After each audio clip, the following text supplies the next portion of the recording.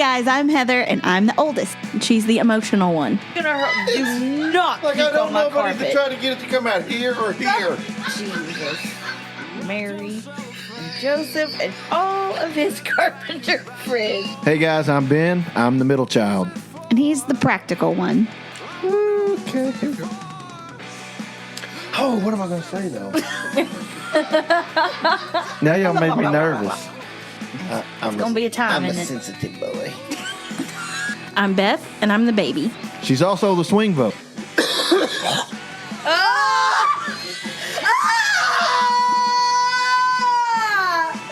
I've been hit! I got the little frilly socks and everything. Together, we make the Music List podcast. And welcome back to the Music List podcast. I am Ben. With me are my sisters, Heather and Beth. We are siblings that argue while making music lists. That's the shtick. That's what we do. Shtick. Interesting word. Weirdo. Interesting word. It's S-C-H-T-I-C-K. Shtick. Like the razor? That's chic. Oh. But that's it. close, That's right? the shtick. Okay. That's what we do, is we argue. And today, we are going to make the definitive list, the most comprehensive list, the only list that matters when it comes to the very best of Motley Crüe. Nice. What an important band Motley Crüe is. What? Genre building, bending, Genre? Genre. His own trait. Your own. genre bending, incredible ballads.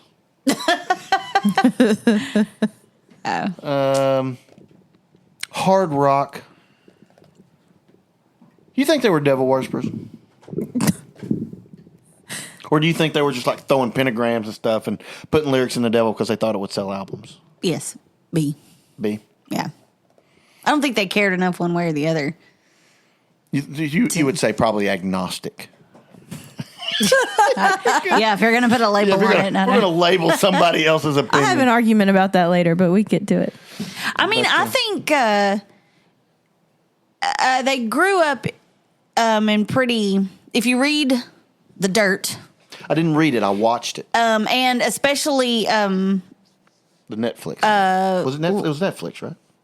yes, Yeah. yes, and they grew up in very different environments. I think Tommy Lee grew up in a fairly conservative, maybe Catholic, suburban 2-parent household, and Nikki Sixx did not grow up that way at all. His dad left when he was very early when he was little, and I don't think Mick Mars had a very strong nuclear family either. I don't know about Vince. I almost said Vince Gill. Boy, wouldn't that be Definitely something? not the same. Yeah. How many times have they retired? A lot.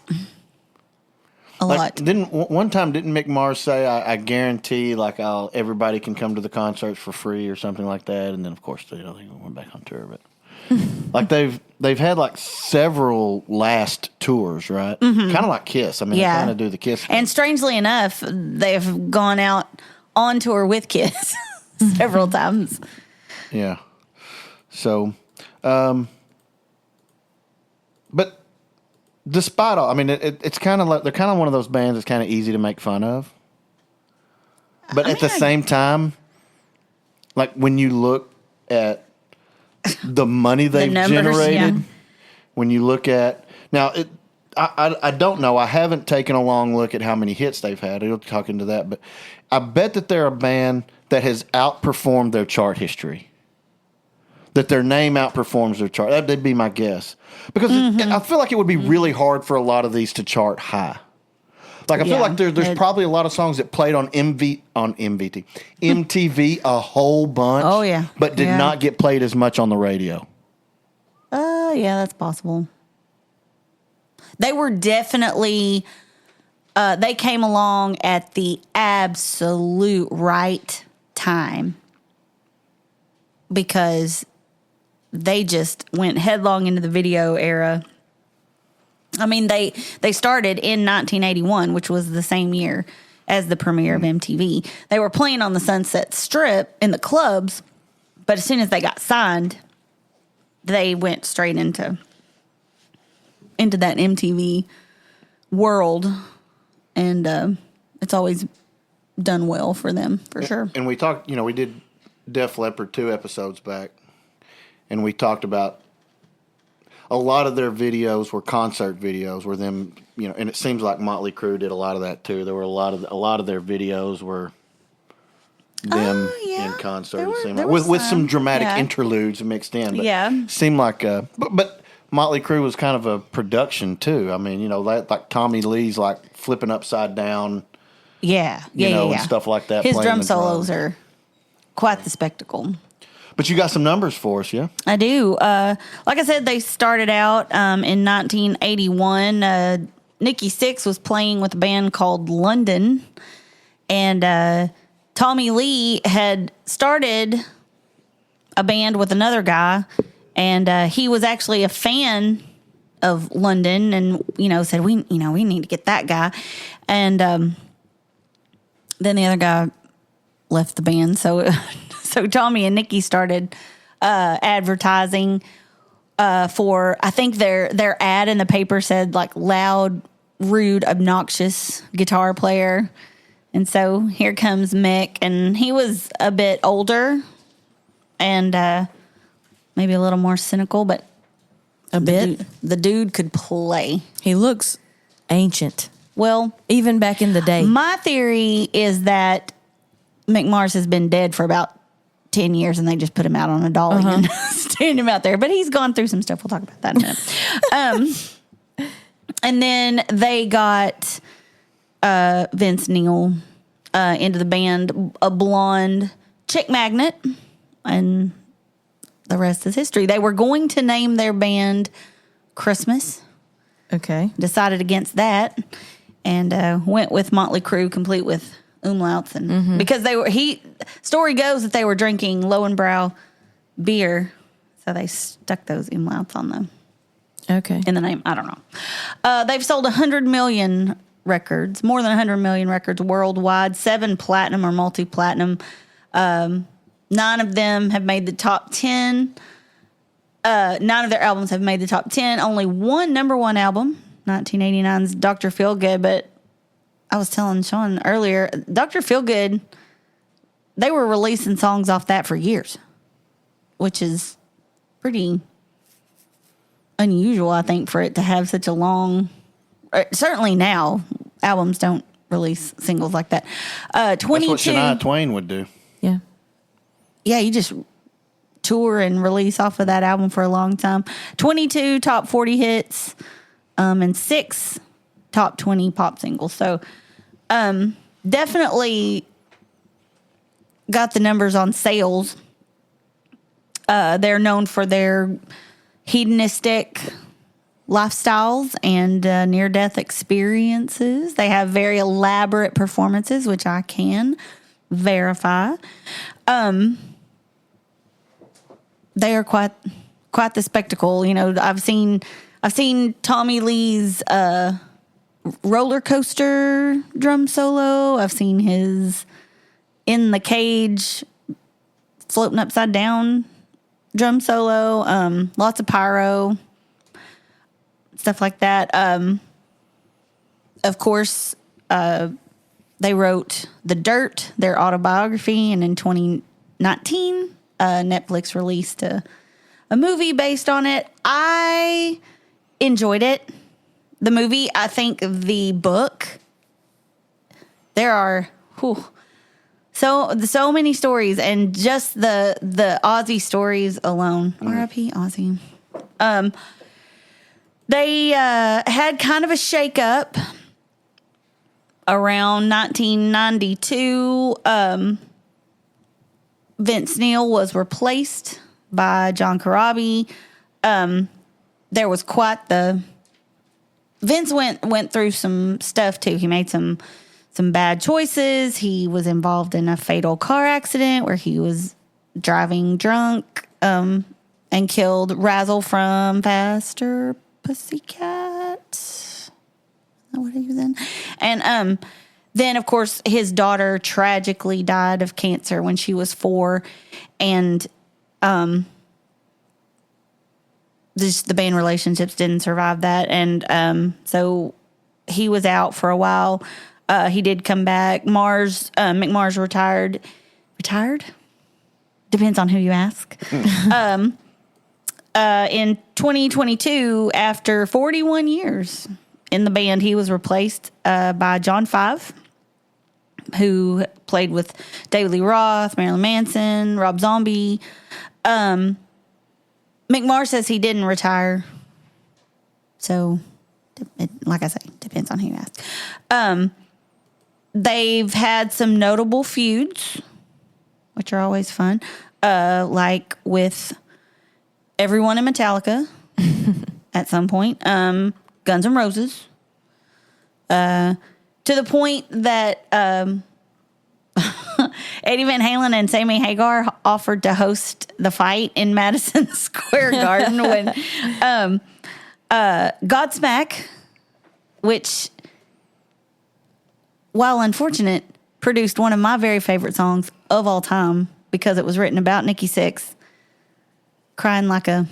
That was great. And the members of Steel Panther. So we've kind of read the...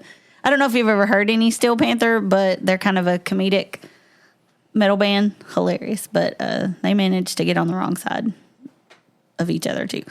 However, they are 10th on MTV's top 10 heavy metal bands of all time. So that's I would say, a pretty glowing review. Spin ranked Shout at the Devil 11th best metal album of all time. Wow. They've won American Music Awards. They've been nominated for Grammys, MTV Awards. I don't think they won any Grammys, but Dr. Feelgood came along when they decided to get sober. And so the difference in their music is quite noticeable when they went through that period of sobriety and management and all of that stuff. The tours, of course, were different.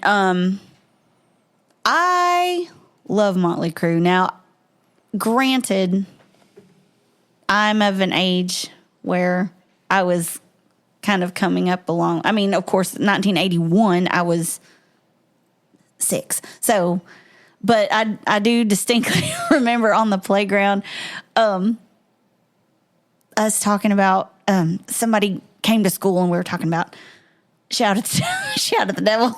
And I remember like trying to convince Mom, no, it's shout at the devil. It's not, we're not devil or, and when I was in upper elementary, junior high age, even in rural suburban Arkansas, Satanic Panic was a thing. It was a thing. And did they use the imagery? And of course, Mom and Dad were conscientious, good parents. And of course even the imagery is inappropriate for children. And so, but when you're a junior high kid, you're going to get your hands on music that you're not supposed to. And, so it was, I have mixed feelings about Motley Crüe because as I've grown in my study of music and knowledge of music, of listening to current and older music, are they the best technical band that has ever, recorded? No, not at all. Are they fun? Yep. And I enjoy them. And I did have quite the crush on Nikki Sixx. So that influenced a lot of things because you kind of got to I know. grew up in the late 80s. You kind of got to know what you're getting into. You know it's not going to be Shakespeare, right? I mean, we're Right. not. We're the poetry that they put to music is not Walt Whitman, right? No, it's Or not. or Henry David Thoreau. I mean, that's not. That's Wow. That's not what we're talking about here. Right. This is banal.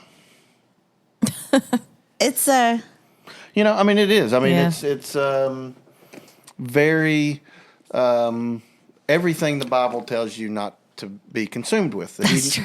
Hedonism, fleshly desires, Yeah. all of those things. they got drunk a lot and Yeah. fought, like to fight. And what's and interesting is hook up. like you could put like if you look at them and you were just going to do it in sports, we call it the eye test, right? Does this team pass the eye test? When you watch Alabama players run out, you look at them and they're like 6'2", 215 pounds, 240 pounds. They run fast. They got big, massive muscles. That looks like a football team. Just looking at the eye test, looks like somebody that can tear you apart. Mm-hmm. When you just look at Motley Crüe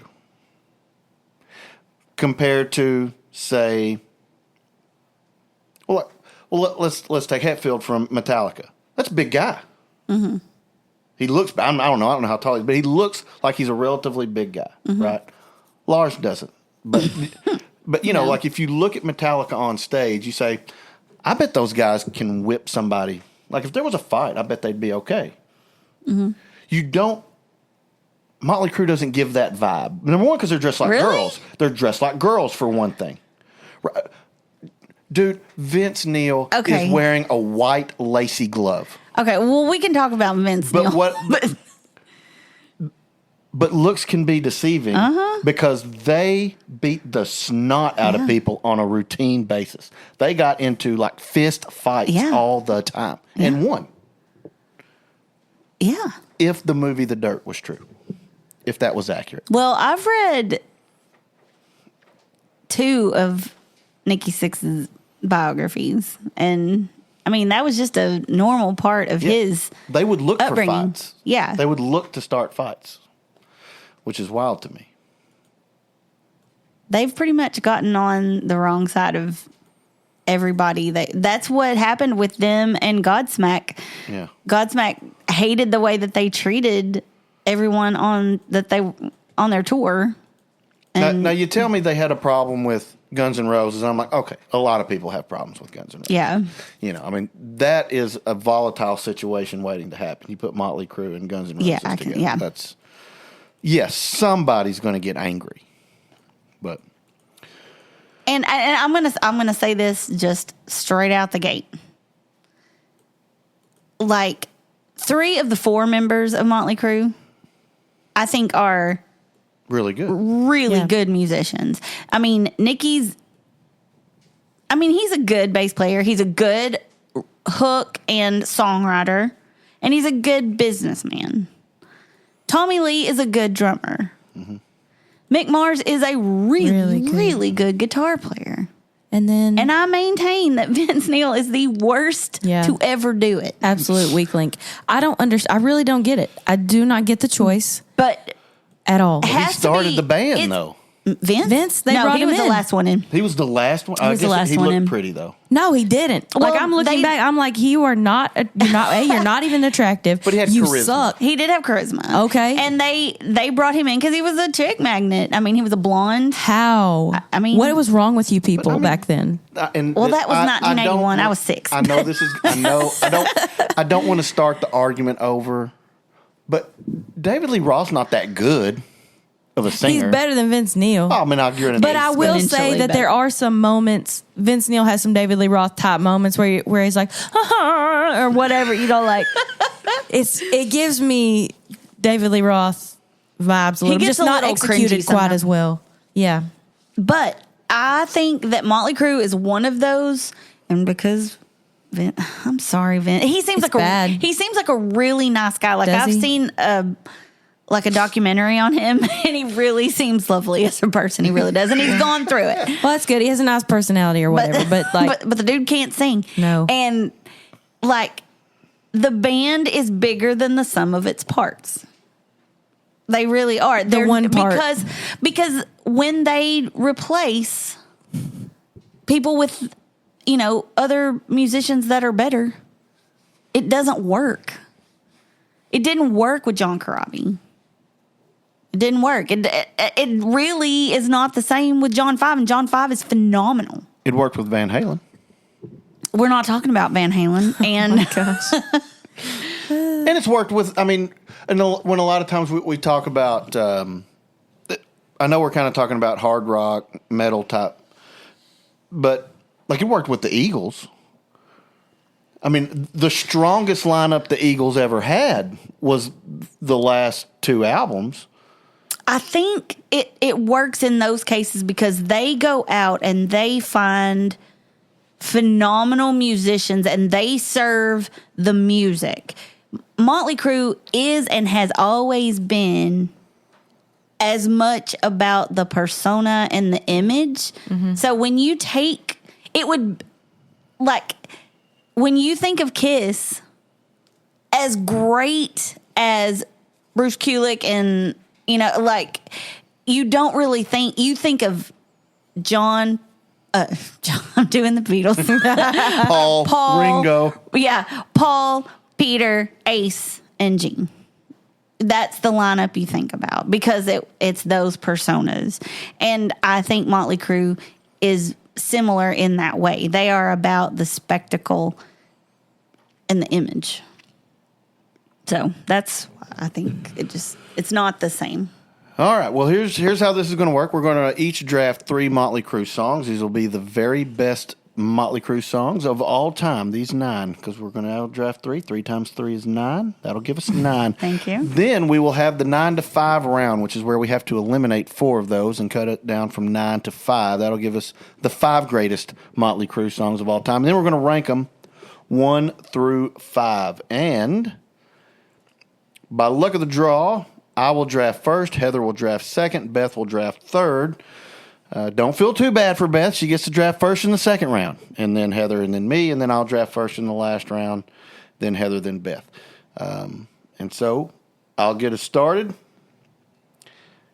and this may ruffle some feathers because now I'm going to fight for this song like never before. Which we had one episode where it was not the case. Mm-hmm. Mm-hmm. One of the greatest power ballads of all time. Mm-hmm. That's true. Home Sweet Home.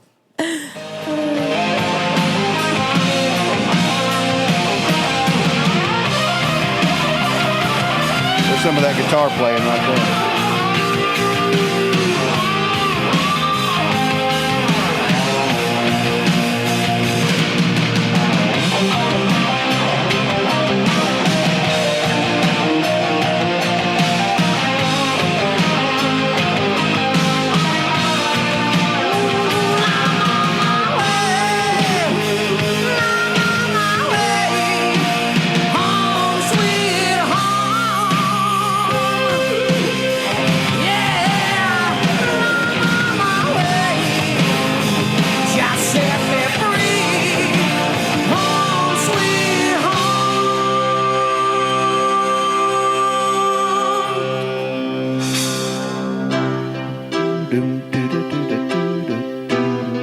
Little key change action there.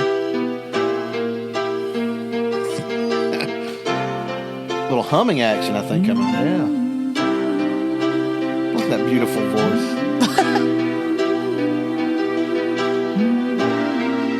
Possibly the best vocal he ever did, though. yeah, really. So I remember you said that. Yeah, no.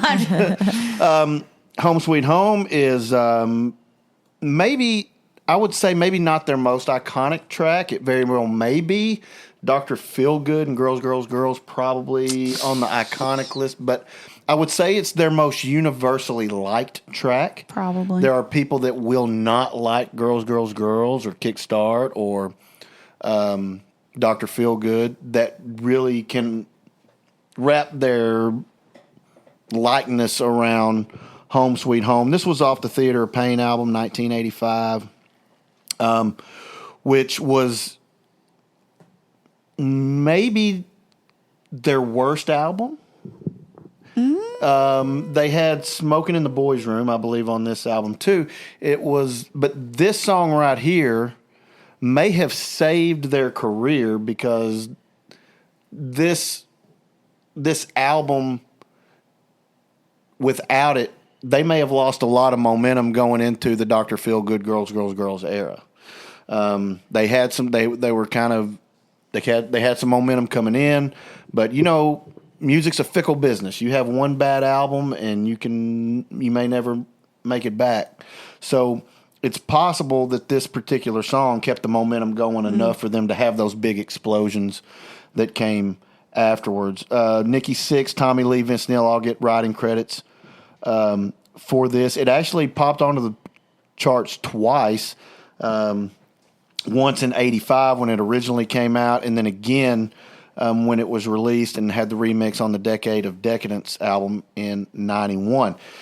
This song they had to change the rules for MTV, the Dial MTV rules, where I guess people would call in and request, and they had to change the rules because this song was so frequently requested.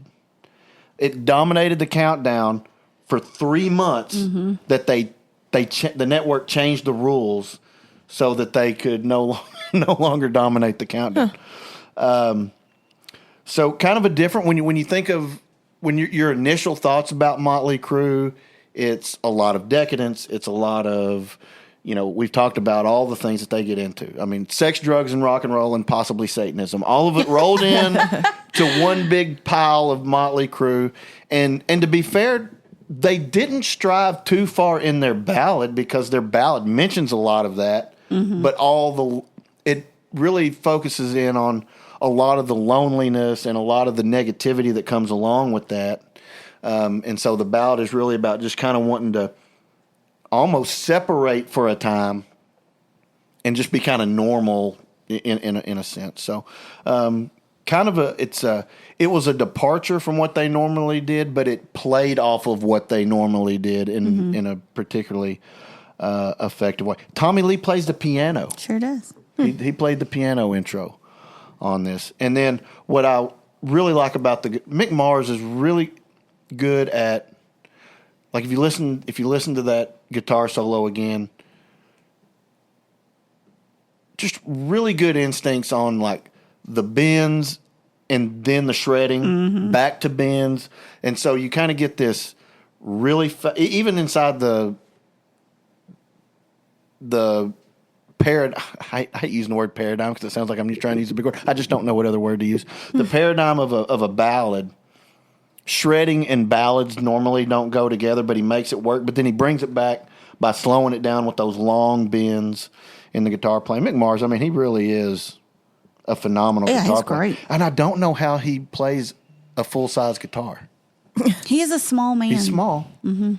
Like when we do Spinal Tap, he could be one of the ones that trot around them. So anyway, that's my first pick, Home Sweet Home. Oh, yeah. And like even into the late 80s, like at all the dances and stuff like that. I mean, this would be one of the slow jams that everybody, I mean, it was a big deal. And it's got a lot of lasting power because like you'll still see it on movies, TV shows, because it's got that hook that you can resonate with when somebody is going home or there's that return. Whatever. Yeah. So it's in commercials and stuff like that. It's got probably the most melodic song that they have. And so that's my pick. Okay. I believe Heather gets her pick. Okay.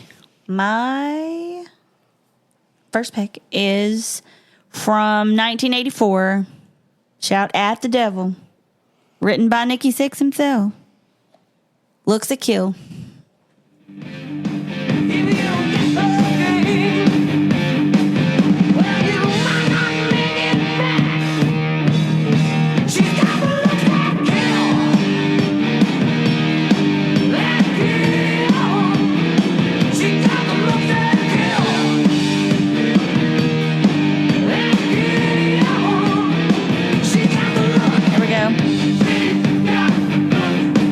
Gang vocals.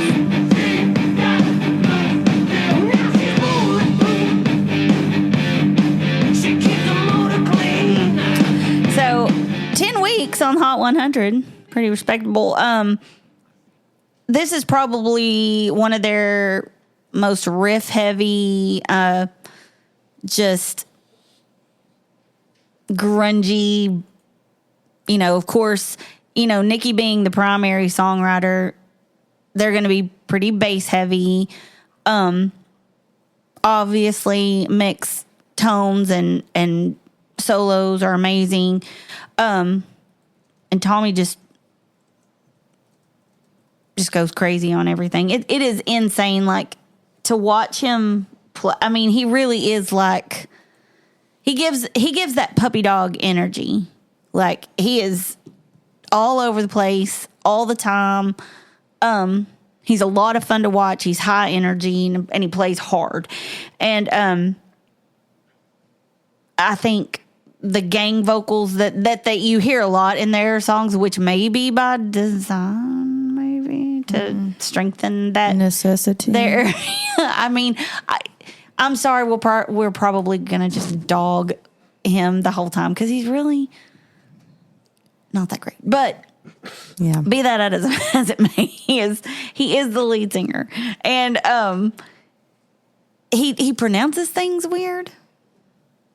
It's strange, and which we'll talk about in one of my later picks. Now it is very, very common for him to stand on the stage and hold the microphone out and just let everybody else sing it. He doesn't sing a lot anymore, because he's got to be. Well, they've got to be 60 at least, and your ability declines as you. And we weren't starting from a high bar. I mean, it's you figure out where your strengths and your deficits are, and you play to those things. But this was, this video, it's crazy because this is where they're full, the full on makeup and the face paint and all of the imagery and lots of fire, and they've got all these girls in in a circle throwing them around with where they hold torches and stuff. It was a great marketing decision. Yeah. I mean, it was, and they were controversial, and they were, I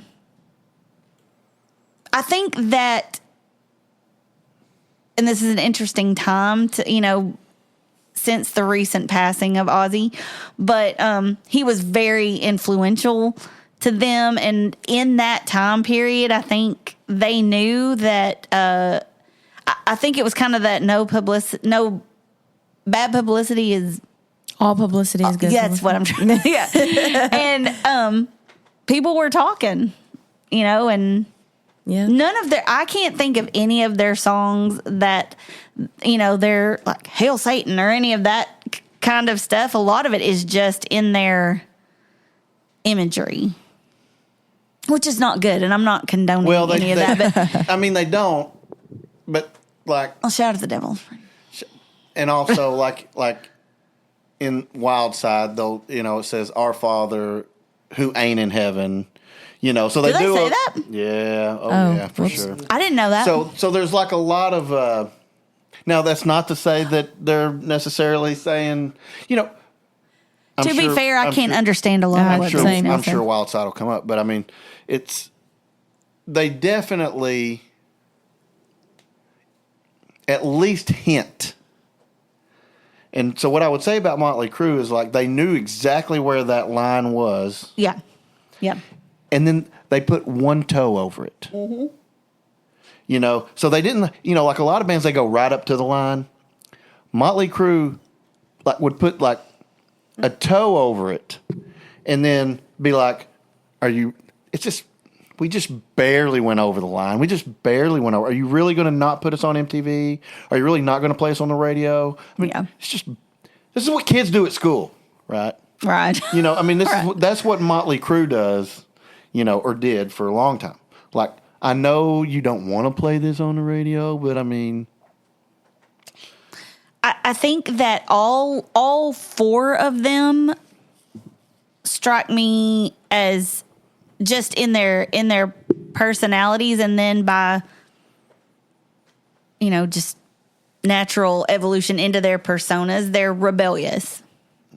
And so especially Nikki and Tommy, they seem very, very rebellious. And so they're just going to push that envelope as far as they can. And, that bad boy image, they wanted to be, they probably would have been fine with being considered as bad, even worse than people considered them, so. I mean, and they weren't alone. I mean, like No. I remember Iron Maiden. Iron Maiden, but I mean, I Judas think Priest. Iron Maiden was probably just like, I think Judas Priest may have very well have been. I don't know. But even with Kiss, right? Everybody was killing Satan's sorrow, and they were coming up with all these different Knights of Satan's acronyms, Service. all these Yeah. different stuff, and when you ask them, they would not directly come out and say, "No, we're not Satanists," because it was good publicity. If they were on the news, and AC/DC did the same thing, to the point that you've got guitar players out there running around with little goat horns on their heads. I mean, they fed the hysteria. Yeah. And Motley Crue, we'll just stick a pentagram on the. Well, on and, our stuff, and for kids, especially kids in rural areas, that had a Sunday school teacher. Yeah. Right. It just seemed so. I mean, it was a way to be bad, but not actually be bad. Right. And so, but you could, it was a strange time. It was a very strange time. Yeah. But in any case, the riffs and the songwriting is very hard rock, very heavy, but still their image was so glam. They were doing that stuff way before Poison was doing it, but not before Kiss was doing it, so they borrowed, all of the stuff from these cool bands, and then they just really made it their own. And They went a lot more feminine than Kiss, though. yeah. I mean, they went like Faster Pussycat. They're kind of New York Feminine. Dolls, like. I mean, yeah. they went really feminine. I mean, with their look. I mean, the makeup, lacy gloves. Well, Vince did, but like Nikki and Tommy had like the war paint, and like the really spiky hair, and like it. And Mick, you couldn't have made him look feminine if you tried, so he just looked scary. Yeah. And so it was almost like a Spice Girl type situation. They all had a look. Tommy was obviously the lover of the group, and Nikki was the, I don't know. I mean, Nikki just kind of stood over there and wrote the songs and did the business, and Vince was the eye candy of the group, which I mean, that was his intended purpose, I think. So anyway, it's a good song. It's a good riff. And it's considered generally one of their best. So that's my first pick. All right, Beth. My first pick is Kickstart My Heart.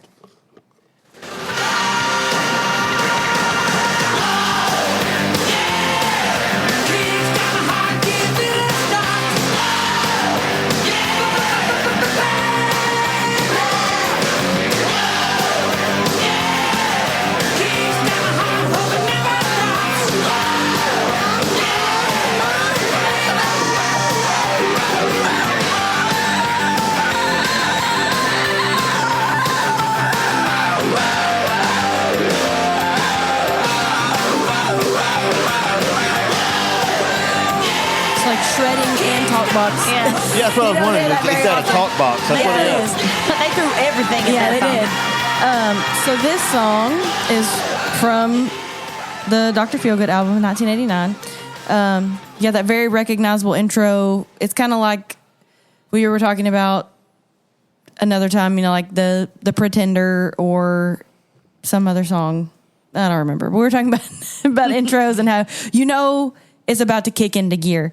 And that like revving motorcycle at the beginning of that, which they use again a few times throughout the song, got this super cool solo. It's like a stadium rock prototype, really. And it's high octane. I feel like it's what, if you could put Motley Crüe in a song, one song, it's this one. Because it's everything. All the tricks, the whole kitchen sink, just put it in there and do it fast. So it's based on, and I didn't know these things until I started researching because I can't understand anything the man says, but it's based on Nikki Sixx's near-death experience in 1987, where the paramedics use adrenaline to revive him and literally kickstart his heart after heroin overdose. So I mean, you could pretty much do a whole song of Miss Hurt lyrics podcast on this song, and you can watch a YouTube video where someone did pretty much just that. It's pretty funny, but we've talked about how the band is just kind of surface level, or it's sex, drugs, rock and roll, and this is related to that, but it's also like mortality, addiction, recovery, but make it fun. Make it fun. So it's not that it's totally meaningless, and it's like a lot of glam rock songs are really just that, very surface level. Let's make this like the appearance of just living it up all the time, which this song is like, hey, this could have some consequences. However, do you know what he did as soon as he got out of the hospital? Probably went and did some more heroin. Yeah. It's consistently ranked as one of the greatest rock songs of the 80s and 90s. Rolling Stone ranks it in the top 10 hair metal songs of all time. It's frequently called the definitive Motley Crüe song in like documentaries and stuff like that. Used in sports arenas, video games, action movies, certified platinum, over 300 million streams on Spotify. Often used as their encore song because of the pyro, the spinning drum rig, flame-throwing bass, like truly everything that they could think of. Let's do it right now in this song, which is, it's cool. It's their vibe, and I like it. If somebody's saying play a Motley Crüe song, this is going to be the one that I want to hear. It's not that I don't like Motley Crüe. But I just think we got all we needed from them. Like what they gave us is fine. That's enough. And they gave it to us over and over. Like once I only knew 7 Motley Crüe songs, period. I realized. And so I was like, well, let me go find 2 more that I like and put them at 8 and 9. Or unless I found a gem and put it up higher. No, I felt like after I heard about, I don't know, 10 or 11, I had heard all the same song over and over. Like I felt there was a lot of repetition of sometimes a melody. I don't know, but anyway, I really like this song. Like Saints of Los Angeles, I actually like that album a lot. But yeah, so I'm not your bet. I'm not going to be fighting super hardcore for any of these songs, but I do really like this one. And it's come up like lately on the podcast quite a bit, wasn't it? If somebody's 90 and 35 or whatever that was called. Yeah. So well, and to your point, like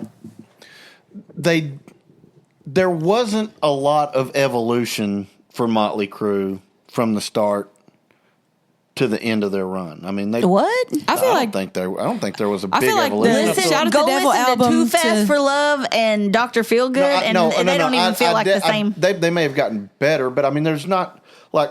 I kind of feel like they got worse.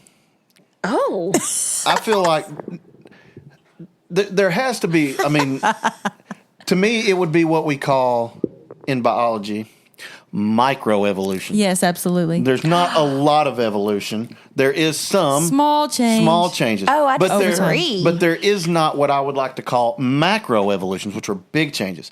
So, like you listen to, let's take Bon Jovi. Now, Bon Jovi, when he's doing Jaded, sounds nothing. Jaded? at all- He didn't or not sing Jaded. Let's take Aerosmith. Aerosmith, for let's sure. take Yeah. Aerosmith. Yeah. Aerosmith, big change. 70s, we're doing Dream On. Then we get to like Amazing Crying. And then we go over, later on. Crazy Amazing Crying, Crazy. We get over to, they changed Yeah. dramatically. Red Hot Chili Peppers changed a lot from the 80s to like Californication.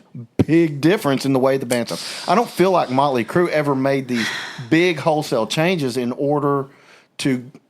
They were a glam metal band and they were never going to get out of it. And once the glam metal scene died, there was no path forward for Motley Crue. It didn't exist.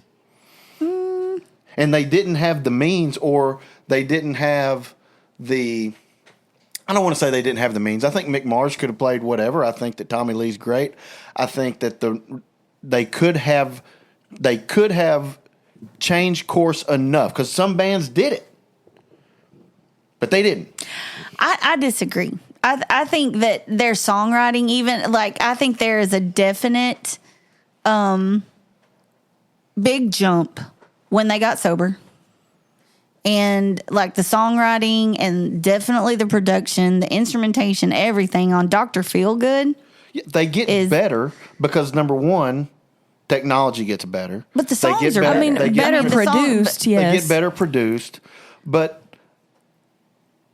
their attitude is their attitude. Yeah. They don't the content of the songs changes slightly, but it's about the same content.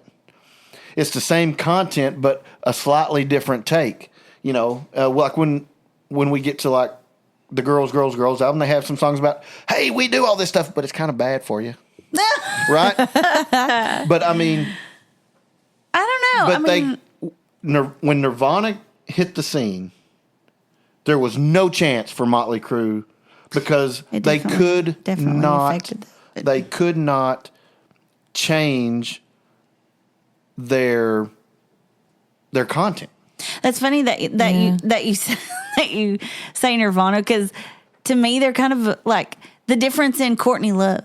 Say when she first came onto the scene with Hole and all that, and then she was wearing Versace dresses by the end of it. I mean, they're kind of like the musical evolution of like how Courtney Love was just dirty and ragged and ratchet, and and then I think that I don't want to take away that sophistication, though. I mean, there was a level of sophistication in their writing, in their production, in their Dr. Feelgood as a song in general, compared to, Too Fast for Love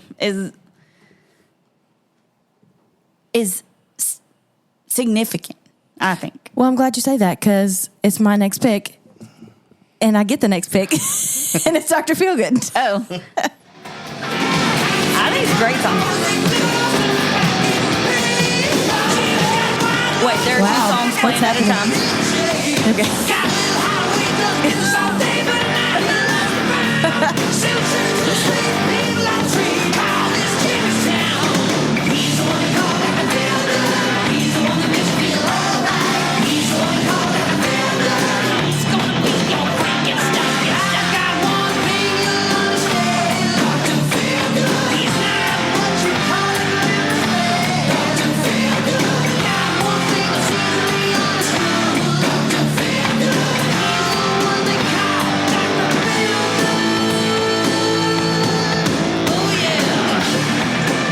Again, off the Dr. Feelgood album. So, I mean, I said that I think they got worse, but then I picked two of my top ones off of that album. But this is usually considered one of their best produced songs.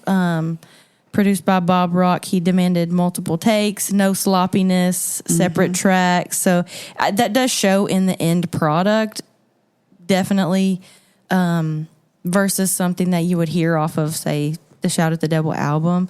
And kind of interesting that I picked this song after the song about you might die if you do drugs. And then here's a song about a drug dealer.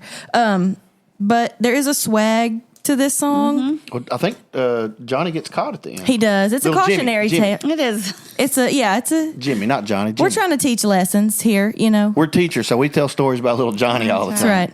That's right. But it's dark and funky at the same time. There's something light, but also heavy. I don't know how to, it's interesting. It is interesting the way this song is composed, and I can't really, it rides a line that I can't really describe. Heavier than Kickstart My Heart. Not as heavy as some of their earlier stuff. They got more polished as it went on, for sure. But that goes to your, small changes, but the vibes. People like to talk about vibes all the time. The vibes were always the same. And I think that's where you're saying, like when Nirvana and like the grunge era starts, a lot of reflection, and a band that has built their persona on let's just have a good time. Excess. Yes. Yeah. It would be jarring for them to try and shift into that, I think. Good bass line here. So yeah, it's a full story about this drug dealer, but he got caught. So it's about consequences. And really, we're just trying to help you out, Motley Crüe says. 6 times platinum. It hit number 6 on the Billboard Hot 100 as their only top 10 Billboard hit. Still used in film and TV.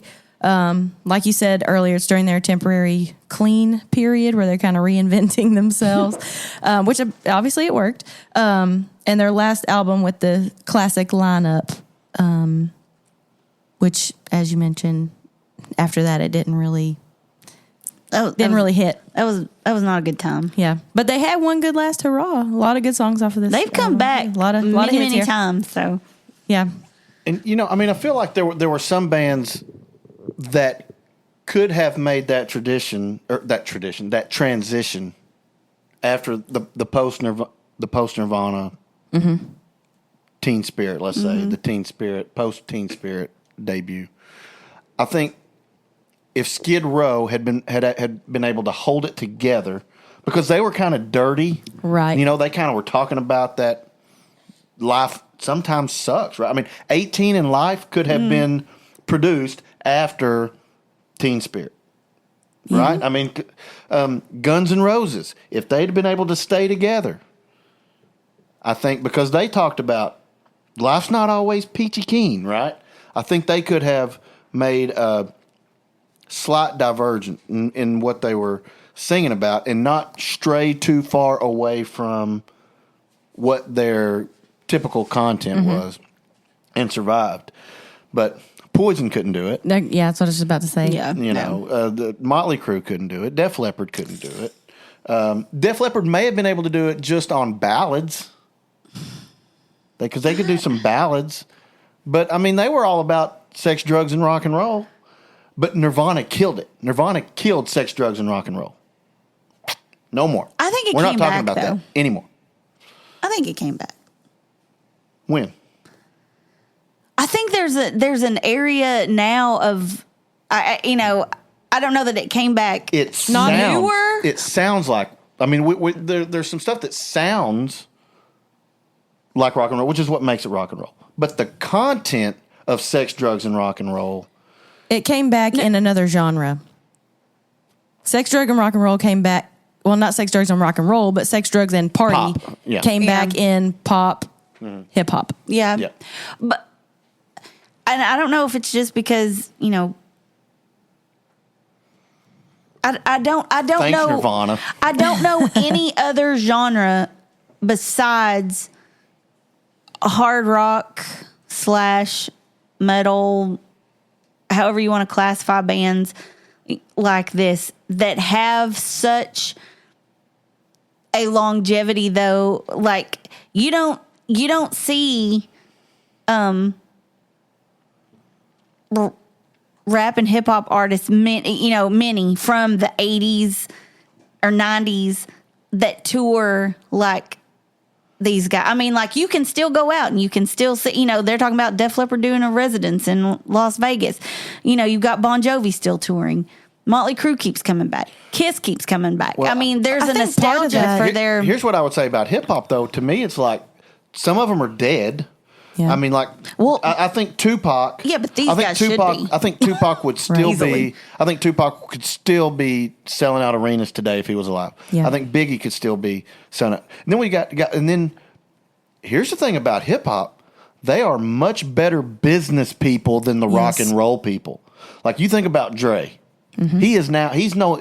Yes, he produces. Yes, he still raps. But he is a business man. Yeah. Jay-Z, business man. Did he? Did he do it? Did he? Did he? I don't know. Did he? But he's a business man. Yeah. And we don't see that in rock and roll. Well, Snoop's a business. Well, Yep. I mean, you do. Not to the extent that Gene we Simmons? do. Yeah. Yeah, but I mean, well, that's an outlier. Most of them have to do rock and roll because they don't get into the business side of it, not to the extent that they do in hip hop. Hip hop has really, really intelligent business people Yeah, I'm not saying. at a much more predominant rate than you see in rock and roll or country music. Yeah, for that and I matter. think by nature of where we live geographically, like we don't see that touring as much because they don't make their way to our area quite as much. Hip hop artists are going to St. Louis, they're going to Dallas, they're going to not really Memphis, but I mean like they're going New Orleans, but in Arkansas, the market for them is not huge. Like I was looking for places where I could go see Usher. Could not find anywhere hardly close. yeah. You know, it's just like their tours don't necessarily bring them here, so we don't see it as much, but they are, you know, all over the country. We're just not seeing it. It's not visual to us because it's not on our algorithms because it's not close. And they network together so much. I mean, they collaborate with each other Yeah. in that hip hop world a lot better than, I mean, like, you know, people get excited if, you know, two bands work together because two bands, number one, they're in a band. So you go from 5 to 10. There's too many. I mean, it's just too much. But like, you know, if you get somebody to work with Aerosmith or you get somebody, you know, some other rock person to work with whoever, I mean, it's like, there's like this, it's a big deal because it doesn't happen very much. Rap albums will have 6 or 7 collaborations, features all on over them. the place. Yeah, All over the place. But I'm just saying that they have created through their music and through their personas and through their tours, they've created a nostalgia for their whole back catalog. A lot of these bands have, Yeah. you know. So I just sometimes there's an intangible quality to some of these bands' music. Like I've seen Bon Jovi way more than I've ever wanted to see Bon Jovi because one of my best friends, we have to go see them every time. It's boring. But the nostalgia can only take you so far because it's based on nostalgia and those people die. It's not a lasting, we're creating new fans like a band like Aerosmith. But I who think is they are gaining people all the creating time. new fans because, like, you know, I think, you know, they listen with their kids. They listen, you know, they get used in movies or video games or commercials. And Yeah.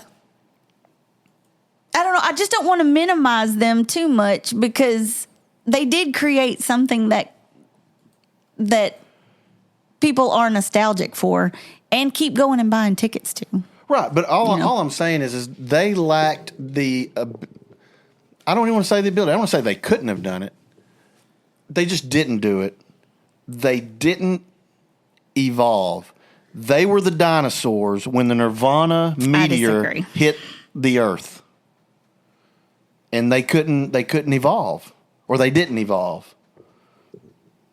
That's all I'm saying. I mean, that's a great analogy, actually. Nirvana meteor hits the Earth. I don't know. I don't agree. And I mean, because they were still doing a lot of these dinosaur huge glam tours. bands. That's it. No more radio. No more MTV. But nobody's doing over radio or MTV. I mean, like their tours are still. We still, you know, yeah. You tell me Taylor Swift doesn't do radio today? it's streaming.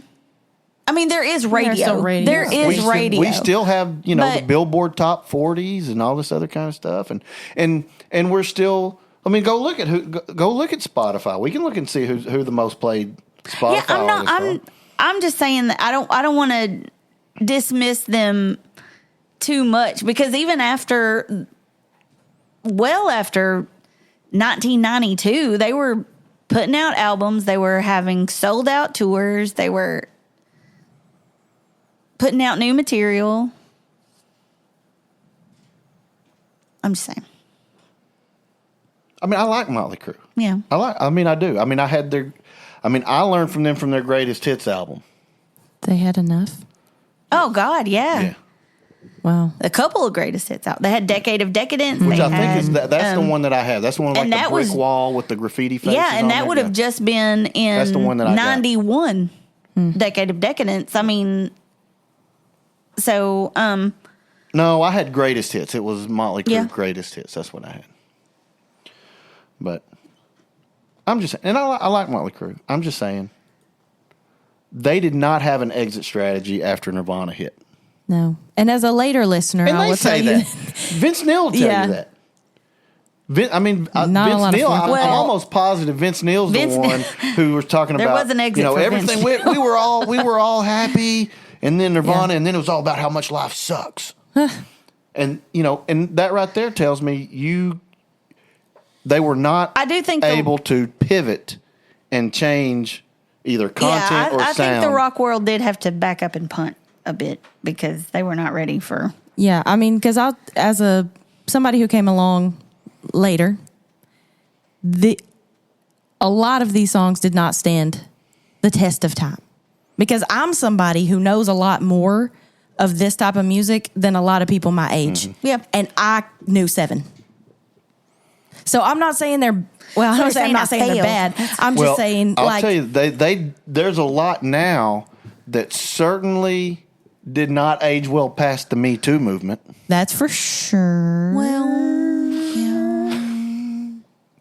Like, could you imagine taking some of this to a label today? now. Yeah. And be like, So, yeah. Anyway, is it my turn? It is. It's mine. Okay. Tangent done. Yes. Okay. So my second pick is also from 1984. Shout to the devil. Too Young to Fall in Love. You say our love is like dynamite. Open your eyes, it's like fire and ice. Well, you're killing me, your love's a guillotine. Why don't you just set me free? Too young for love, too young, too young, too young to fall in love. Low. I'm too young, too young. Oh, I'm too young, too young. Oh, I'm too young, too young to fall in love. Okay, so also written by Nikki Sixx. One writer is quoted as saying, "This demonstrated Nikki Sixx's penchant for sticky earworm choruses," which that's accurate. That's accurate. He could write a rock hook for sure. And again, since they came along in that MTV video era, this video is iconic as far as metal videos, hair bands and metal videos go. They would probably get canceled for this video as far as the cultural aspect of all of it. I would think, but it's very much a storyline video. Didn't really follow the song much at all, but there's a definite storyline to the video. This I can get with it when somebody wants to make the case that there's not a lot of depth perhaps to their lyrics. I will totally go with that. So, but this song, again, the hook, that rumbly bass line, and Mick Mars over the top. Fantastic. So, Fantastic. Give me 16 of them. I'll just leave it at that. All right. Is it my pick? Yep. It is. All right. So now again, I don't want to sound like I'm being hypercritical of Motley Crüe because I really do like Motley Crüe. I know. I'm wondering why we even did this episode. No, I really We're do. like, they suck. I really do like them. But I mean, like that stretch from what 81, When they started? Yeah. Yeah. Okay. To let's see. When was let's Dr. say- Feelgood was 89. 89 and so Girls, Girls 87-ish. Okay. So that decade, I mean, I really they played well to the 80s decade. I mean, it was Yeah. they were the perfect band for the 1980s. No doubt. Okay. So I mean, I don't want to sound like I'm being hypercritical. And I'd say that not to say because I'm going to be critical of this song because I'm not. But I just want people to know I do like Motley Crüe. Okay. Now, my pick is Wild Side.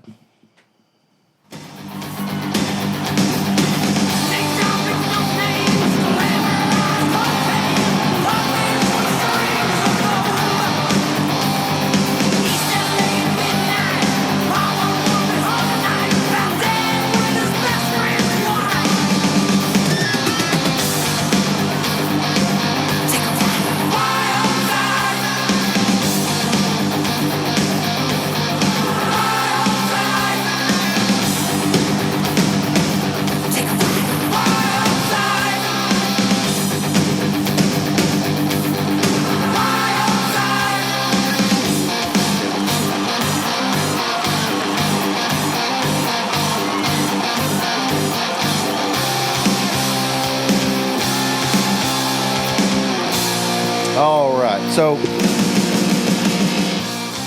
this now throw out everything that I said. And this was an example of something that may have been able to survive in the post-Nirvana world because this is a much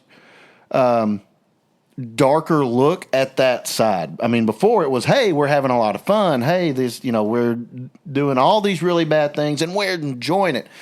Wild Side is kind of a different take. It's really like we're doing all these things, but you don't really want any part of this world. Is really kind of the message behind it, and it reminds me a lot of what that 90s gangster rap was, right? Or late 80s, like when you listen to the interviews with like Eazy-E about that, he was like, listen, we're not glorifying this life. It's just the life we're in. This is what we see. This is what we write music about. This is what we have to do to survive. I mean, it's just the way that it is. And it almost seems like this is kind of that same message that we get from Motley Crüe in this song. Like, this is the way we live, but I just want you to know there's some bad, seedy stuff that goes on back here. And it mentions all those things, like drug overdoses. It mentions, when you sleep with other men's wives, you may not wake up from your next sleep, And so there's all these different things that kind of go along with that lifestyle. It's like, yeah, we live this lifestyle, but just want you to know this is the side you may not see. And to me, that makes this song one of their more lyrically, I don't want to say poetic is the right word, but it makes it the more lyrically complex. Like there's a real message other than, hey, let's go do a bunch of drugs and have a lot of sex. This is like, there's kind of like Dr. Feelgood. There's a warning that goes along with it. Like, you can do all this stuff, but what you see in the videos, there's a darker side to this. And then, like, it's very riff heavy. Yeah. Bum bum bada bada bum ba bum ba bada bum bum ba. And I like how they do it one more time than you think they're going to do it. Yeah. Like you think it's going to, but they do one more bum bum bada. To me that's cool because you want to jump it. And it's like, no, we're going to do one more. We're going to do one more. And one thing I'll say about Motley Crüe, they use they tend to use, and maybe I'm wrong because I'm not a music major and I haven't listened to everybody with such a critical ear, but they seem to use syncopation more than a lot of bands. They go off beat a lot more, it seems like, and Tommy, maybe he just has a knack for it, but I mean, it seems like they're pounding just off rhythm a little bit more, and it's definitely designed. It's not because he's making a mistake, but and that gives them almost a little. It makes it edgier, I think. And I think that because it's written, or at least in its early stages by a bass player, I think that's going to have a different feel. And then of course Mick comes in and just does his thing, and I think the fact that the bass player writes a lot of the stuff. But he writes on guitar. I did not know that. But and this was on the Girls, Girls, Girls album, 1987. And Girls, Girls, Girls went to number 2, I think. I mean, it was a big album, Yeah, huge album. it was. And that's what I'm talking about. Like their sales, their chart success didn't match their sales success. Right. But it's because they kept putting that toe over the line. Yeah. I know this is the line for radio. We're going to put this little People were buying it. Put this little pinky toe over the line. Yeah. And radio was like, But MTV didn't have that. MTV was like, all right. Well, And I and think at that's Girls, why Girls, they were- Girls, they had a bit of an image switch, I would say. They kind of went less, the crosses and the pentagrams, and they went more into like a biker persona, like their look. Look they at were their cover. Their cover's them on 4 bikes. Yeah, I mean, it was very, just leather, lots of leather, and hair, lots of hair. All right. Your last one? Oh, I picked one more time. Let's go with, what should I choose? You didn't choose? we're all going to go away, but I hope none of us go away mad. I love this song.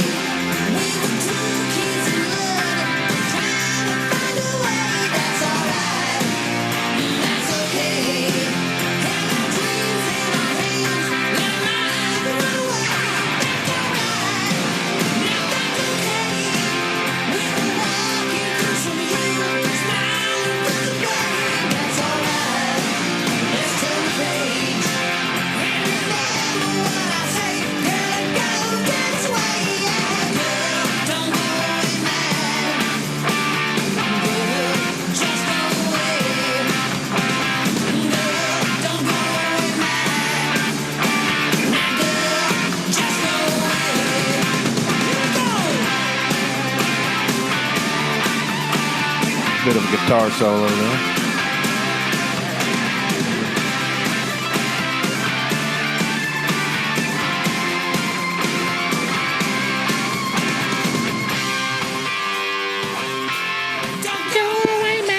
All right, so this was maybe the closest thing they had to a pop hit. Yeah. This sounds pretty pop, but at the same time, you throw in a really nice Mick Mars solo, and you kind of have, what's left of glam and metal. And this was released in 1990, so the Nirvana Meteor is coming really, really soon. But this was not their normal fare. This was definitely a little lighter, a little bit more playful than what they had done, and just kind of a different. I think it showed a different side to Motley Crüe. This was on the Dr. Feelgood album, by the way, and Dr. Feelgood. I think we mentioned this was their only number 1 album on the charts. Mm-hmm. So, I like it. I feel like it shows a little bit of. What's it called? Flexibility from the band, that they could do some lighter less. Whatever you know what I'm talking about, satanic stuff. They could do less. So that's my song. Don't go away mad, girl. Just go away. That's a fun song. The video's good too. Okay, so my last song, we're gonna kick it. We're gonna throw it all the way back to 1981. Livewire.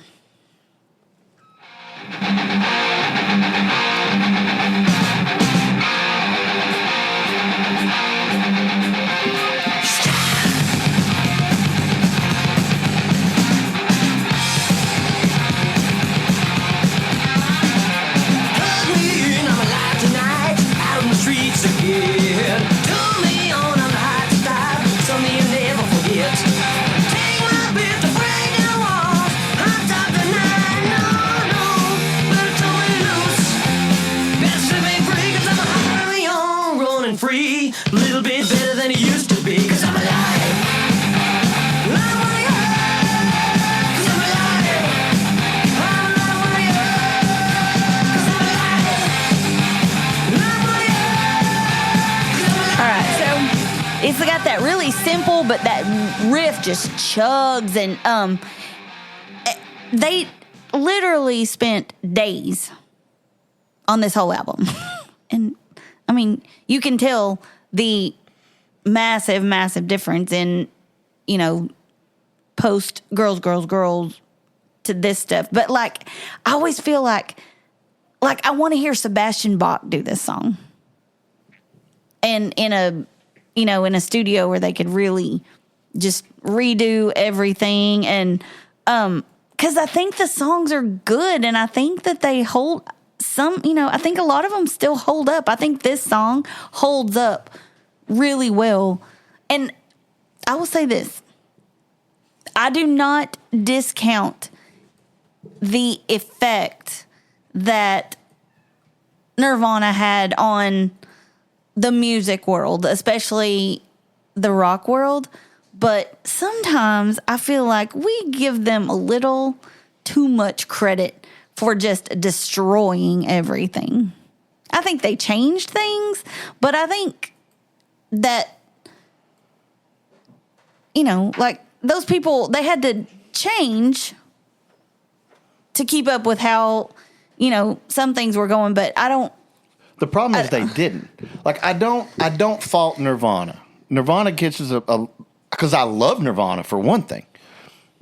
But there was, I think, and I read the book Nothing But a Good Time, which is a great book, by the way. Yeah. And I can't remember who said it. It might have been a producer. It might have been one of the people in the band. It said that it is not Nirvana's fault. It's rock and roll's fault. Rock and roll kept producing basically the same thing year after year, band after band. They oversaturated. Yeah. I mean, and Nirvana was the counterculture, was the counter movement to that. And unfortunately, rock and roll didn't change. I mean, but that's what the industry does. They find the new thing. They create copy after copy after copy after copy, and they try to find all, and then you have to reinvent the wheel a little bit, and it happened to Nirvana and grunge, and I mean, it happened to them too. Sure. And but we saw where some bands were able to. Dave Grohl was able to navigate these waters, right? Whether it's Nirvana, then Foo Fighters. I mean, he was able to navigate those waters. These bands in the 80s, they didn't find a way. Well, I mean, like most of them. Let's Some take of them Motley did. Crüe for example. Like, New Tattoo came out in what, 2000? I mean, kind of a non-event, kind of. Saints of Los Angeles came out around 2007, 8, 9, somewhere in there. I like that album. I think it's really good. And they were able to keep making music and kind of stay, somewhat intact and kind of wait out stay at least relevant enough that when they decided to go back out, that, their songs held up at least well enough for people to say, oh, I can't wait to go see them again. And then, I think the last time I saw Motley Crüe was, 18, 19. We saw them with, it was Motley Crüe and Kiss and Alice Cooper. Just Alice Cooper that time. I've seen him with Kiss a couple times. But, people still, there's, and it was packed. It's packed. But what was the average age? The average age, I don't know. But there were definitely people going with their kids. I mean, because, you had teenagers come in. And I'm not saying that they're the caliber of the stuff that they're putting out is as popular as it was in 1987. But I think that they've got something to say. They're still making music. And also so I think it is good business to go, because now the people that in 1987 that didn't have all that money for buying merch, and now we've all got bigger old jobs and big boy jobs, and we can go buy really good seats. And I think that they've stood the test of time in that way.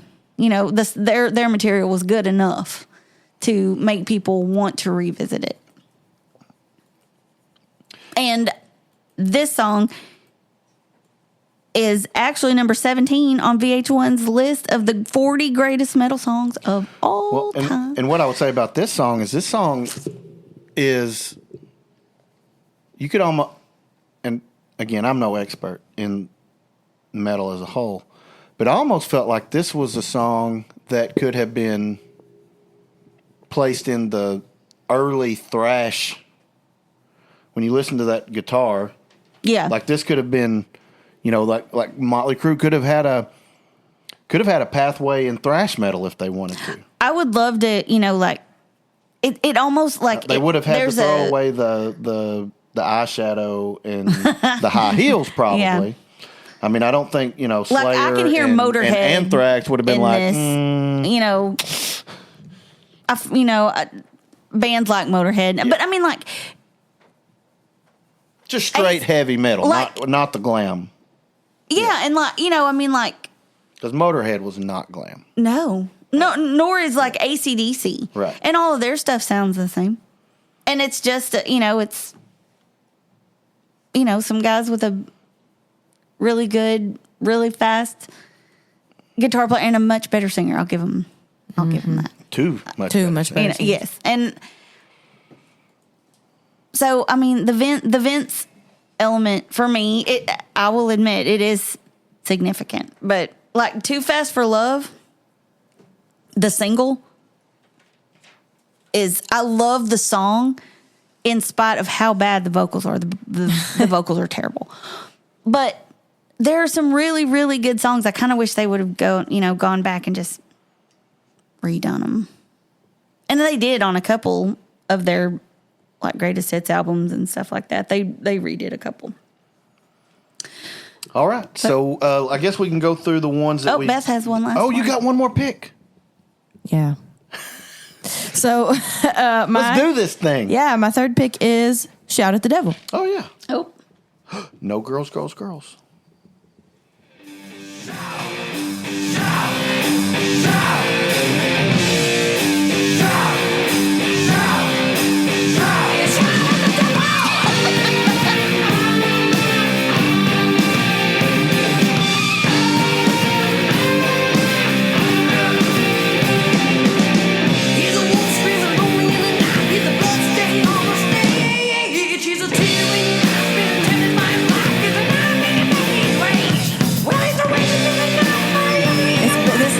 Part's bad. The choruses are good though. They really shine in the chorus. When everybody else sings. Yeah, when everybody else sings. Yeah.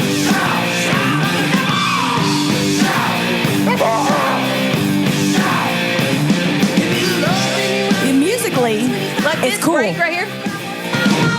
Very cool. He just didn't have to wow wow wow if we didn't have that. But we do. Musically, I like that. it's cool. That's his best vocal moment in the whole song. Oh man, It shows a little versatility. You remember that time when he stops? That's the best time. So The best singing at the concerts when he stops and holds out the when he pulls the mic Justin to- Timberlake, which who knows? He had Lyme disease. I know. Poor guy. Anyway, so musically, I like this song. Very cool. The riff is awesome. I like their. I know that I picked higher their more polished glam stuff, but I do really like that more heavy stuff. It seems like, you know, when you go to a concert and you hear a band you've never heard before and you're like, man, this is good. And then you go and you listen to their recording and you're like, oh. Yeah. I feel like that's what they had going on this one because it was so not well produced. It almost felt like it had that live feel because it was kind of disjointed and not super well made. So you got that feel with it. But this is a song that built their reputation with the theatrical, dangerous feel. The pounding drums, the chanting is kind of primal. And it launched them into popularity and mainstream. Obviously, like we talked about, causing a lot of controversy during the Satanic Panic. Pentagram imagery, outrage ensues. But, like you said, we are shouting at the devil. And if you read the lyrics, because obviously you can't, again, understand them, but he's talking about the devil is not good. He's not glorifying him. I think you could probably do this at a youth retreat, a medley with To Hell with the Devil, and really bring in some students that you had not previously reached. In the 2000s, anyway, I think you could. Have Strapper open for Motley Crüe. Yeah. Wouldn't that be something? They toured together? Well, how about that? See? It's church song. Except it says Six was exploring Satanism at the time he wrote this. Well, maybe that's why I figured it. He figured it was bad. But yeah, Fifth Sunday Singing. Y'all pull this out the next one. Yes. 4 times Do it. platinums, their breakout track. They were leading in glam metal before it got super polished. They were at the front. They were at the forefront of that for sure. This song is used in horror soundtracks, video games. You often hear it as their opening song at shows. I think this song is much cooler than some of their other stuff, and cooler in a way of it's not mysterious, but darker. And sometimes you're in the mood for that. Sometimes you're in the mood for, the hairspray and the eyeshadow and all of that. And sometimes you're in the mood for something a little more scary. And I think it might be their most important song because it really pushed them into the mainstream. And, would you have Motley Crüe without this song? Could they have launched it with any other song off of this? Could make that case, but I think just with the content of the lyrics, the imagery that they used, and like what we're saying, where they really got that reputation of being these, are we satanic? Are we not? Getting everybody talking about them. Would that have happened with another song? Would that have happened with like Livewire or something like that? Probably not. So a very important song for them, whether they intended those consequences or not. So I know we kind of got to hurry. Yeah. But this is interesting about this. Okay. So Tom Zutuat was their A&R rep. Okay. And so this is what he says about particularly, I guess, this album, the song, and Nikki Sixx. Nikki Sixx was exploring Satanism at the time, wanted to call the song in the album Shout With the Devil. Whoops. Zutout, I don't know, was having a hard enough time getting the label to promote the band, and he knew the title would make it harder, but Sixx was determined to go with the devil theme and told Zutout, it just looks cool. It's meaningless symbols and stuff. He didn't say stuff. I'm just doing this to piss people off. It's not like I worship Satan or anything. But then Zutout saw Nikki Sixx 2 nights later, and he witnessed a knife and a fork rise off the table and stick into the ceiling. And he wrote, I looked at Nikki and freaked out. There is no more shout with the devil. If you keep shouting with the devil, you're going to get killed. I truly believe that Nikki had unknowingly tapped into something evil, something more dangerous than he can control, and was on the verge of seriously hurting him. Nikki must have realized the same thing because he decided on his own to change the album title to Shout at the There Devil. you go. Well, there you go. I think that not to the level of Gene Simmons and Ozzy, but I think that they knew that was, Yeah. It's going to get it was attention. going to get big. Yeah, Yep. it's going to get attention. So now we have 9 songs. We do. Okay, and they are... Ben drafted Home Sweet Home, Wild Side, and Don't Go Away Mad. Heather drafted Looks That Kill, Too Young to Fall in Love, and Live Wire. And I drafted Kickstart My Heart, Dr. Feelgood, and Shout at the Devil. Okay, real quick, the songs that I had that did not get drafted, I had Girls, Girls, Girls, pretty high on my list, number 5. I had Same Old Situation, and I had Without You. Oh yeah, gosh. But without, no, but not. It's not Without You. It's Without You. But without you, without you. That hurts my. Which my all heart. the Southern boys that like a little tobacco are like, oh, I don't want to go without my chew. Beth, did you have any songs that did not make the cut? Yes. Girls, Girls, Girls. Same Old Situation. Same with you. And Smoking in the Boys' Room, literally Oh, again, yeah. because I didn't know any other songs. But I realized I did know Live Wire. Yeah. So I knew 8. Heather? I think all of mine got mentioned, but by one of you. And I also at that want to say, point. Justin Henderson, if you're listening, dude would play Glitter on repeat. Glitter. Ugh. Glitter, don't you leave me. Please believe me. All right. So we now have 9 songs. We got to cut it from 9 to 5. Oh, Too Fast for Love. That didn't get mentioned. Oh. Too fast. Okay. Now we've got 9 songs, and we've got to cut it from 9 to 5. Working 9 to 5. I changed the key. That I'm was so the sorry. worst performance. Y'all made Vince Neil sound amazing. Oh, rude. Okay, so I am going to assume that Home Sweet Home can go over, and I'm going to assume that Kickstart can go over. I'm making assumptions here I'm okay with both of them. because I have Kickstart number 2. Looks That Kill, I had number 8 on my list. I didn't have that one. I had Dr. Feelgood number 3 on my list. Heather, where was it? 7. On yours? I had the next one was Too Young to Fall in Love. I did not have that on my list. The heck? I did not have Livewire on my list either. Oh my God, y'all.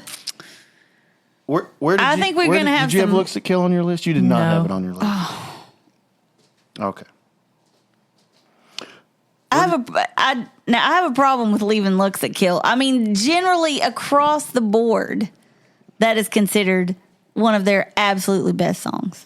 One of their top 9, probably, for sure. Oh my God. So we can for sure put Home Sweet Home and Kickstart. I think so. They were my 1 and 2 as well. Where were they on your list? 8. Oh my. Kickstart was 8? Mm-hmm. Where was Home Sweet Home? 1. Oh, 1. Yeah. Okay. Well, I mean, maybe we can't just move it over. I Home don't know. Sweet Home can definitely go. Where did you have Feelgood, Dr. Feelgood? 7. What about Wild Side? Did you have Wild Side? I did not have Wild Side at all. Oh, I had it at 7. Okay. What about Don't Go Away Mad? Nope. I had it at 9. What about Shout at the Devil? Nope. I didn't have Shout at the Devil either. So there weren't many that was on everybody's list, as it turns out, that got drafted. Okay, so which ones were those? We can maybe. You did not have Looks That Kill? No. Okay. I think we all had Kickstart. We all had Kickstart. Okay. It should go over, I think. And 2 of us had it in the top 2. Yeah. You didn't have Wild Side at all. Mm-mm. We all had Dr. Feelgood, though. Yeah. I had Dr. Feelgood number 3. You had it number 3. 3, and you had it 7. Mm-hmm. I feel like when we do the math, it will eventually get moved over. Yeah. So how many is that? Is that 3? That's 3. And then we get into the situation where a lot of them, we're on two different lists. And so, Looks at Kill, I had number 8. You had it number what? 2. Number 2. But you didn't have it at all. Mm-mm. The next one, Too Young to Fall in Love, I didn't have it and you didn't have it. Nope. Livewire. But you ended up liking Livewire. I liked it, and I probably would have put it on my out of Heather's songs. That's my favorite one. Okay, so where would you put Livewire if you were going to reevaluate your list? Where would you put it? 5. Okay, so there's 2 in the top 5. I can't change it, so we could move Livewire over. It's interesting. It's an interesting move. I'm outvoted, right? So Yeah. Well, Where did you I have guess. Wildside? 7. I had it 4. You didn't have it at all. So 4, 7, nothing. You had Looks That Kill 2, and I had Looks That Kill 8, and you didn't have it at all. Correct? Yeah. So Heather, I guess the question is because you could probably pick to move over for sure. I'm not to say that the other one won't, but like if you had to choose between Kickstart or Livewire, which one would you move over? Thought we already moved Kickstart. Not Kickstart. I'm sorry. Looks That Kill. Looks That Kill. I would move Look That Kill. I would too because I had it on my list and I didn't have Livewire on my list. Yeah, I didn't. I'm not going to fight super hard. I feel like Heather should have at least one because this was her era. So I don't have a problem moving Looks That Kill. So we need one more. We need one more. Livewire. It could be Livewire because now 2 of y'all both had it in your top 5. Where did you have it? 4. 4. I would have it be Livewire or Wildside because Shout at the Devil I'm not going to get. Yeah, I just felt really awkward putting Shout at the Devil in my top 10 list, my top 9. Oh, I didn't. Because I was like, man, it's kind of devil-y, worshipy. You're at him. He's They're not saying it's good. So, and I wouldn't have put it above Wildside anyway. So, it's going to come down to probably Livewire or Wildside. Yeah. Beth, because I'm going to pick Wildside. She's going to pick Obviously. Livewire. Okay. Can I hear the clips again? Just real quick. Very different. Yeah.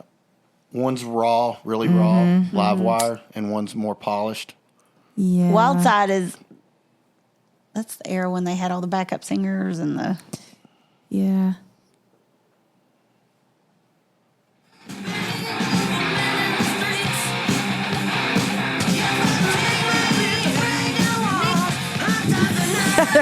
Sorry, we had 2 going at the same time. Best to be free 'cause I'm high on rolling free. A little bit better than it used to be 'cause I'm alive. I'm alive 'cause I'm alive. I'm alive 'cause I'm alive. I'm alive 'cause I'm alive. Okay. Cool guitar on that one. Oh yeah, very different.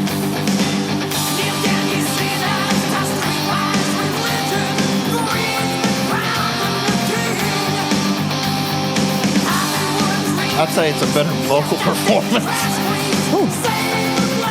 The bar was not high.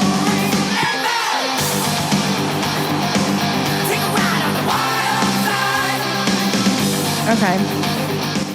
I'm gonna, because I feel like we have represented very well their more polished time, I'm gonna pick Livewire. Okay, so that gives us 5, correct? Yep. All right, so what are the 5? Okay. We have Home Sweet Home, Kickstart My Heart, Dr. Feelgood, Looks That Kill, and Livewire. I feel like Home Sweet Home is probably safely number 1. You both had it number 1? Mm-hmm. Okay. That may be the order. It might. That makes sense. Because that's what I would do. Yeah, and that's probably what I would do too. Well, hey, we did it. You want to hear it again? Okay, the final ranking. All right. Hey, The definitive list, the best of Motley Crue as told by us because we're such big fans. and we're the only list. I am a big fan. I know. I'm not saying I'm not a fan. Too. Listen, I am too. They're fun. They're fine. I mean, for 81 to 89, they were exactly what rock and roll was all about. I mean, they lived it, sang it. They just, it was not what rock and roll was about in 1992. But they've been going for 44 years. Yeah. I mean, that's nuts. But In that 8-year span, they were the biggest rock band in the world. Oh, yeah. And, and that is an incredible accomplishment because some bands have one album. Yeah. And Yeah. that's it. And in fact, most bands don't have any albums. It's true. You know, Yeah, that's right. Or they have an album that gets released and it duds. Yeah. And you never hear from them again. So I mean, to say that for 8 years they were the biggest rock band, or even one of the biggest rock bands at a time when rock and roll lot was of rock selling bands. out arenas like crazy. To say that they are in competition to possibly be the number one rock and roll arena band of that era, that's an incredible statement. Yeah. All right. The top 5. The best Motley Crue songs. Number 1, Home Sweet Home. Number 2, Kickstart My Heart. Number 3, Dr. Feelgood. 4, Looks That Kill. And 5, Live Wire. I think it's a pretty good list. I bet we get some thoughts? some pushback on that. That's okay. Yeah. It's all right. That's right. Just know that you'll almost be as correct as us if you Go. disagree. But tell us on all of our social That's right. medias. Yeah. Give us let your thoughts. Let us know where you think we got it wrong. We do want to hear your thoughts and feelings. We do. But we also want a good review. So Yeah. That's right. just because you That's don't right. agree with us. That's right. 5 stars on Yelp. Yep. Are we on Yelp? No. Could we be on Yelp? Is there a way to I don't make know. us We're be not. on- We don't. We're not a good or service, are we? We are a service. Entertainment, We're informing the people. maybe. But hey, there are ways to get a hold of us, though, and you can catch us on Facebook, X, and Instagram. Search for The Music List or The Music List Podcast. And I promise you, if you make contact with us, we will respond. We love the listeners that let us know where we're right, where we're wrong. If you have suggestions for a podcast episode, we would love to have those too. And we will catch up with you in 2 weeks. Way high, so I wouldn't come home low. Just when things went right, doesn't mean they're always wrong. Just take this song, and you'll never be left all alone. Take me to your heart, feel me in your bones. Just one more night, and I'm coming off this long winding road.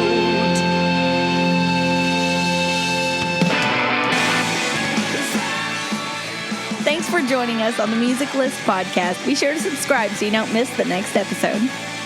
She almost had it.